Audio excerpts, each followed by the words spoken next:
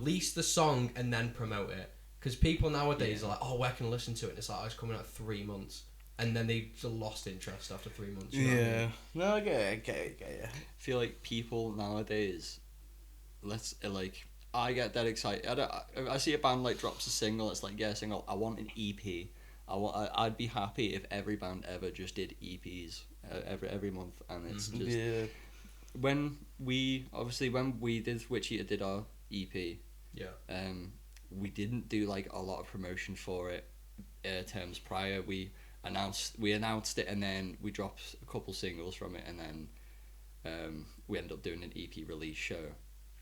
And after obviously the release show brought like a good amount of attention to it. It was like our second proper sold out show. It was our first proper sold out headliner as well at the Kaz, and it just, I don't know. It's promote the song after is, it sort of just helps.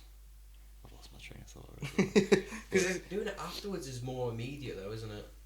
Yeah, because you've already got the material there to push out, rather than if you're promoting it beforehand, you haven't got the material to show the people. Yeah. You're just kind of stringing people on with, like, oh, there is this track, but like... That will be going, here's 2 seconds. It will be, it could be 15 seconds long, it could be a fucking hour and a half long song. Yeah. But like, as soon as the song's released, I reckon you get more traction because it's there.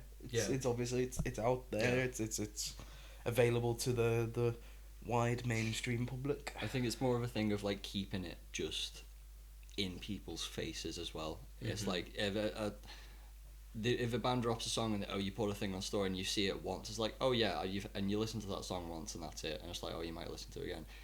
If you keep seeing that song come up on your Instagram or whatever, you're seeing on stories or stuff, then you're gonna keep thinking about it, and you'll end up keep playing it, and it gets more streams and stuff. So talking about it and sharing it so much more after is sort of, that's what we've tried to do with our recent single, is just kind of keep it in people's faces. We got like the artwork and stuff on merch. The artwork, by the way, Disgrace Designs, they're doing the best EP artwork in the Liverpool scene right now. Yeah. With False Hope especially as well, with their EP, it just looks sick. They're amazing.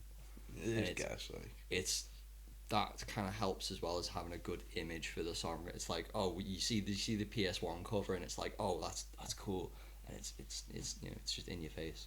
I get exactly what you mean. Artwork is everything nowadays as well, because people see things and they think, oh, that's cool, but if they don't think it's cool, they swipe. Yeah, it's like people actually appreciate like what's going on other than just the tracks themselves. Yeah. Like they actually appreciate and look for everything from live presence to how your social media's ran to how like even merch is. It's like everything is taken for and taken account of. Yeah. So everything's basically nowadays everything's got to be top notch. Otherwise, it's just not gonna go anywhere. Yeah. It's like you've got to be as professional as you possibly can be, but obviously without looking too big for your bollocks at the stage that people are at.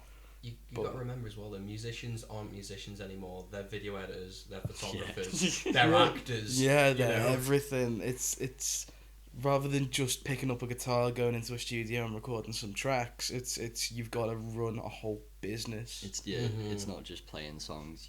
It's doing so much more. And it's especially doing it yourself without like the help of someone else and trying to start it out yourself. You've obviously, when starting out, I don't know with One More Day, but starting out with Witch Eater, having to like, it was my first sort of thing of sort of how do I run a band and stuff, and it's like, am I doing this right and stuff, and it's going around and just speaking to other people in bands that we're playing at shows with and just not getting advice, but just hearing what their experiences are of how they've done things. And it's sort of we're at a point now and it's like, I feel like we've got the right idea of how we can start out something in it to work really well instead, and taking on what we've learned from our past bands. But it's like getting reborn, but with all the knowledge we've already got. It's like we know how to. After doing it for I'd say 3 years, like just in the current bands we're in, about 3 years, like fully in the scene, and you know, reaching out to promoters, booking shows, you know, getting contacted by people, and even getting foot in merch and bits and touring. Like, after all of these experiences, it's starting fresh. We already just know what we're doing. Yeah. We know where to go. We know what places to, you know, play. We know who to play with. It's like we've already got everything on lock, basically. One thing I learned from watching